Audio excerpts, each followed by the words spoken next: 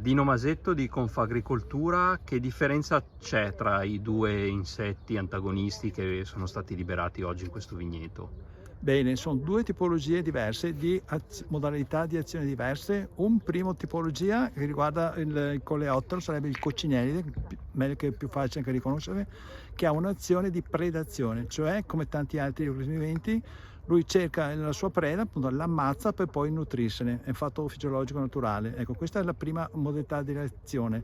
La seconda modalità di azione riguarda l'altro insettino che abbiamo distribuito qua oggi, che ha invece un'azione di tipo parassitoide, cioè la femmina depone le sue uova all'interno, addosso alle larve del parassita che vogliamo combattere, e quindi una volta che la uova dell'insettino si sviluppano dentro all'interno delle uova del parassita, creano chiaramente una distruzione del potenziale infettante. Il concetto è questo, insomma. Ecco. Grazie.